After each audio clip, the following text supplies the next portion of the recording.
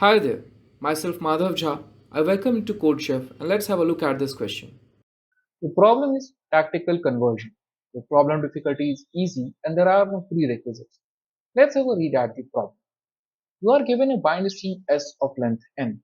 Since this is a binary string, each character will either be a 0 or 1.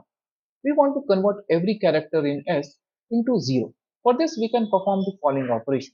We can choose an index I where the character is 1 and convert it into a 0.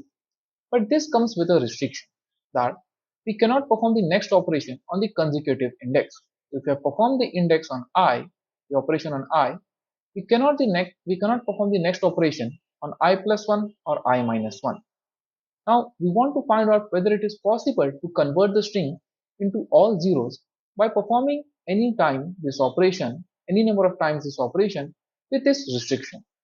So for the input format, we have t test cases, and for each test case, we have two lines. The first line will contain the integer n, that is length of the string, and the second line will contain the string itself.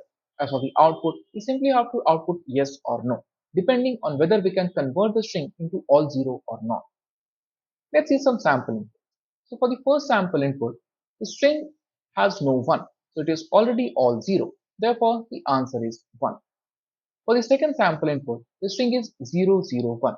Since there's a single one, we can perform the operation and we don't have to worry about the restriction. Again, the answer would be 1. For the third sample input, the string is 1, 0 and 1. Since these two ones are spaced by a 0, we can perform the operation on them and again the restriction will not apply. But when the string is 1, 1, 1, in any order that we try to perform the operation. Let's say we first choose the middle one, then again the next operation has to be performed on the adjacent. We can't do this. If we choose the leftmost, and then we will obviously have to delete the rightmost because we cannot choose the middle one. But once we delete the rightmost, again the middle one is adjacent. So again the answer is no. We face the same dilemma when we just have 1 1. If we delete one character, the other one is adjacent. So let's see how we can approach the solution and find out when we can get the string to be converted to all 0 and when we cannot. So we have seen the scenario that if there's a single one, we can delete it and get to all zeros. If we have two that are bundled up together, again we cannot do anything. If we have three, again nothing can be done. And the same will follow for 4 and we can go in the increasing manner. So it makes sense that only when they are spaced can we do anything. So let's take this for an example. If you have 1, 0, 1, 1, again these two are bundled up, but we can delete the first one, then we can choose to delete the spaced one and then again come to delete the final one. Even if you have, let's say this, something like this, 4 ones, you can delete one, then this, and then this. So in short, in middle there should be some spacing element. So what we can do is, we can come from the left and find the first index where we get a 1. We can come from the right and again find the first index where we get this 1. Now if this L and R either makes 1 1 or 1 or something like this, 2 times 1 or 3 times 1, it would mean that the answer is a big no. We cannot do this.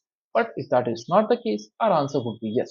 Because if this is not 2 times 1 or 3 times 1, it would mean that there is some space, some 0 in between them, and thus we can perform the operation and discard the restriction.